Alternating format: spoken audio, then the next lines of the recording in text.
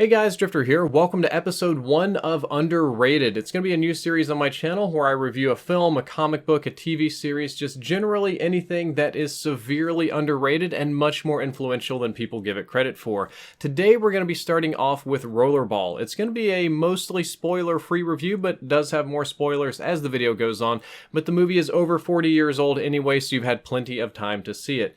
On its base level, Rollerball is a very dumb action movie about a violent sport set in a dystopian future where you have to fight to survive. It's a story that we've seen many times before and actually gotten used to. However, this was the movie that inspired many of the ones that you are more familiar with. But again, it's very, very old. You probably aren't going to get into it these days. The action scenes are dated. Computers are still using punch cards. Male beauty standards are very different in this movie. The chest hair is in, and there was lots of casual racism. Tokyo. Now, who'd have thought they'd make it to the playoffs? Yeah, but they're only about this tall. Yeah. The movie itself draws inspiration from the book and the old film The Most Dangerous Game, The Longest Yard, the football movie, which was released the year before, and there's definitely something going on collaboration-wise between that and Roger Corman's 1975, the same year this one came out, Death Race 2000. However, the movie was incredibly influential and would go on to inspire The Running Man, Gamer, Hunger Games, Future Sport, the sci-fi original, I bet a lot of you remember that one, and its own remake in 2002. This movie kind of invented the dystopian future sport movie. However, Rollerball is so much more clever and so much more subversive than it appears to be. This old movie was extremely forward-thinking for its time, and honestly, the concepts that it discusses are kind of scary today. It covered topics such as corporate control of goods, comfort versus freedom, nature versus human greed, racial equality, even that of Asian characters, which Hollywood is still struggling with today. The Tokyo team has all these little short guys. Gender equality, the morality of prostitution, assisted suicide, and many other topics that I find fascinating. That's why this is the very first movie to be featured on Underrated. Rollerball opens up with nothing but a brief explanation of the sport and a very long action sequence of the violent sport itself.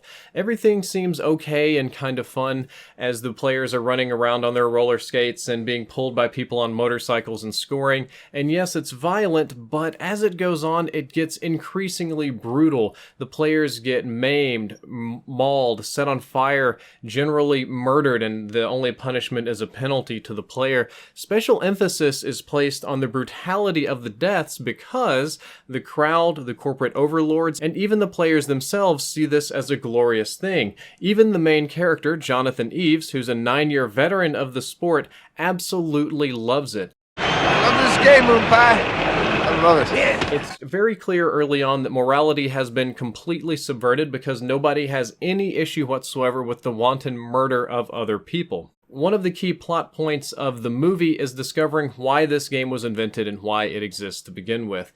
Unlike a lot of other movies where the sport itself is just to satisfy human beings' natural bloodlust, there's much more going on in Rollerball. Early on in the film, it's revealed that nations are extinct. There is no more United States. There is no more Russia, Mexico, China.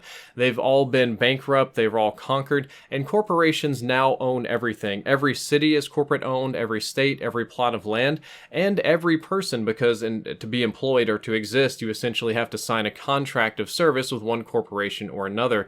They provide a very high standard of living to all people, but obviously much more so to the executives. You see them living lavishly. However, they do require almost complete obedience for the level of comfort they provide. Why argue about decisions you're not powerful enough to make for yourself? Rollerball is designed as a sport that is intentionally hard to play.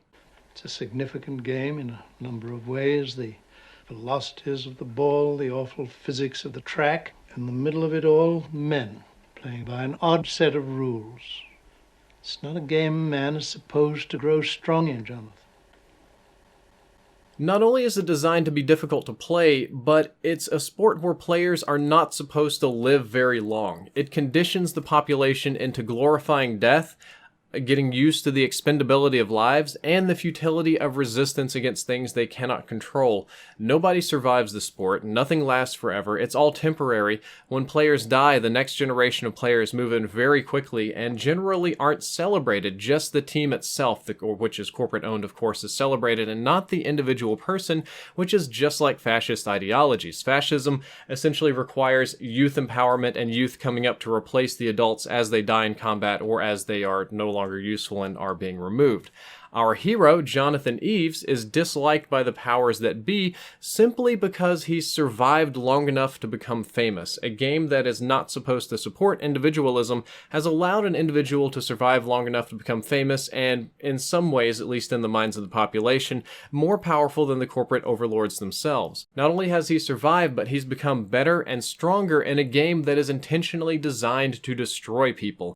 If a champion defeats the meaning which the game was designed, then he must lose. His very existence inspires individualist ideology. While this may sound overreaching for such a simple-seeming movie, don't forget that China recently banned Zootopia for similar reasons. They saw the core concepts behind Zootopia as an affront to the powers that be, or empowering insurgency, or the kind of idea that maybe you should rise up against those that control you. China was not very amused by this. Fun fact, when Jonathan first meets the primary antagonist executive, the executive is in a quiet place, surrounded by crystals, and he politely asks Jonathan to step in, and it's important for him to have silence so that he can think. Jonathan, simply by the nature of him being broad-shouldered and existing, tries to walk in and disturbs the crystals and makes a ton of noise, disrupting the harmony that the executive enjoys.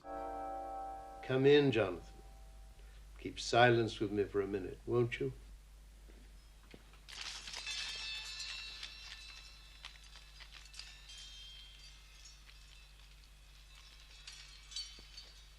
The protagonist of the film, Jonathan Eves, is raised in a life of luxury. It's a life that the common people don't enjoy. He can have pretty much anything he wants and is treated at equal or better status than most of the executives whom he serves. He's also rather immoral in many ways. He wantonly murders people, doesn't feel bad about it, enjoys it in many ways. He drinks, he does drugs, he treats servants poorly, he even is mean or cruel to his wives and beats up some of the wives. We'll talk about why later on. However, he truly loved his first wife, and I say wife in quotes because the wife was given to him by the Energy Corporation in Houston. Wives in Rollerball are bought and sold as a commodity. They're subject to being taken away at any time, and since they were a gift to him from the corporation took her away when she was desired by a more powerful person. However, despite not once saying the word love, or any character in the entire movie having any concept of the word love, Jonathan loves his original wife. He is continually sad and depressed, and he watches videos of them together happy. He talks about it to the executives, to his friends. He tries to explain how and why he feels about her, but cannot, because apparently in this future the word love has just kind of been scrapped from the language. He spends most of the film trying to find ways to get her back into his life, while being extraordinarily cruel to his current wives because he understands that they are no replacement for the romantic love that he felt. This expression of natural morality that Jonathan has is very concerning to the executives who believe that it is only taught. Their morality, their rules, this is okay to them, everybody should accept it, yet Jonathan has this sort of innate human morality, at least when it comes to love, that they just absolutely cannot break. The corporations use his wife and many other characters throughout the film to try to convince Jonathan that comfort is freedom. And in this case, if he retires and quits playing Rollerball, then he will be more comfortable and more free than he is now in the league. If he simply submits to the will of others, he will be free and comfortable, and those are the same thing. Jonathan struggles with this concept throughout the film, trying to say that once people had a choice, that comfort and freedom aren't the same thing, but he lacks the language to even properly describe the issue that he's feeling, and still has problems with it. They want me to quit, Ella.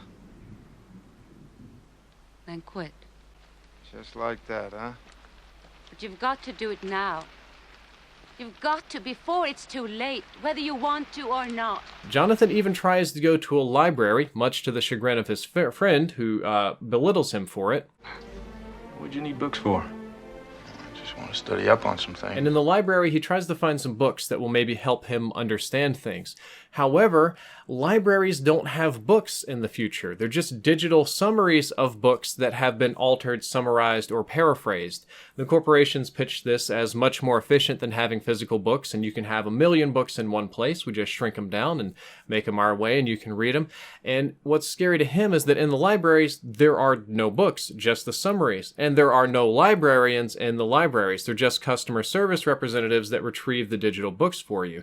This is scarily accurate and predictive of the future that we live in now, where the majority of our media is online, documents are digital, and this argument was brought up when the Kindle first became a thing, or ebooks in general, because if you have 1,000 books in your pocket, but they're all digital and you pull them from a cloud, who's to say that somebody can't alter the books? Obviously, nobody can remember them all. And what if people just started altering our books? Corporations, governments, evil people? What if they just get lost like they do in this particular film? It is very forward thinking. And if the originals are no longer available, what do you have to compare them to? For such an old movie with many overtly racist scenes, mostly toward Asians, it is extremely progressive for its time for both racial and gender equality. Black characters in the movie are treated with respect and as equal parties. They have equal standing with Jonathan and other characters. There's black executives, there's black workers, there's black players. The previous champion, the previous best rollerballer was a black man, and they're just treated as equal parties or as normal actors, which is unusual for the time and honestly even unusual now. The Asian characters are also treated quite well. Despite the characters saying very racist things to them, the Asians themselves are portrayed in normal roles and not just Asian roles. It's kind of a trope in Hollywood that every Asian is from China or Japan and they all do martial arts and they wear glasses and do taxes. That's sort of a thing. They're still struggling with it today. But in Rollerball, Asians just have normal roles. They're reporters, they're doctors, they're nurses, they're specialists that want to teach the team about the thing. And most notably, they all speak perfect English. No goofy accents, no anything strange about it. They're just treated as normal people, which is something that, again, to this day, Hollywood rarely does. And I found this shockingly progressive for a time, especially because when this movie was released, a humongous portion of the population would have been World War II veterans, or would have been children of veterans or grown up during the war but not been old enough to be drafted. So there would have been a lot of innate hate against the Japanese, which you see in some of the characters, but it's not expressed in the movie as hating them. Similarly, there's lots of examples of gender equality when it comes to women. There are female executives, there are women in power, there are women holding all roles except for particular rollerballers. The female executives even have boy toys instead of professional wives, and this, again, is extremely progressive for a time when in the 70s, sometimes you quite literally had to have your husband's permission to apply for a credit card or for a loan. And speaking of women's issues, the movie Rollerball kind of explores the morality of professional prostitution. Most of the female characters, at least with speaking roles, are professional wives in this movie. They're essentially sex slaves or maybe very high-class escorts. They're expected to have sex with their partners, but also perform the functions that wives would: cooking, cleaning, emotional support, that kind of thing. And they're paid, but they are entirely beholden to the will of the husband because they are contracted wives to the corporation that the husband works for. If the situation arises, they can be traded, raped, beaten, or abused in a variety of ways, but they are compensated for it. The film spends a good deal of time focusing on the morality of this kind of prostitution through the trope of professional wives, along with exploring what happens to the women when their feelings get in the way of their work when they find a good man. Most of the time they come in very initially emotionally detached, but find themselves rather fond of Jonathan or of the other couple of good people that aren't looking for professional wives but for a long-term partner, and then feel very sad or bitter or sometimes angry when forced to part from them. There are two smaller issues that show up in the film. They're a little bit more on the nose and less subtle than the other ones, but they are definitely worth mentioning. Those are environmental destruction and assisted suicide. There's a scene about halfway through the movie where Jonathan goes to an executive party. All the executives get drunk and take what I suspect is some version of future cocaine and little pills, and they get bored and take out an old laser weapon, a remnant from the previous war, and just shoot trees with it. They just start blasting the ground and trees and swinging it around and having fun. The allegory is a bit on the nose, but it's all about human destruction and corporate greed and kind of perverting the environment and things like that. Also, throughout the course of the film, a player is badly injured in a game of rollerball. He has no next of kin, no legal rights, and the only person who's around to sign off on his, we'll say, death counsel is Jonathan. Jonathan Eves must choose whether to let his brain-dead friend live or die because his brain injury was so significant. He's essentially a vegetable, and it seemed very on the nose, again, that it was very blatantly put in your face as a moral qualm, but this is a qualm or a topic that I don't even see explored in modern movies, much less very old ones, and I found it very intriguing that they bothered to add it. So I've kind of rambled for a bit here. I'm not going to spoil the ending for you. I'd love to talk about the ending, but I want you to watch the movie and enjoy it on your own. Rollerball is definitely an underrated movie. This is a quality movie that has been overlooked for far too long, and I would love to see it get a little bit more traction and a little bit more popularity. If you enjoyed the review or the series, don't forget to like, favorite, and subscribe. Drifter out.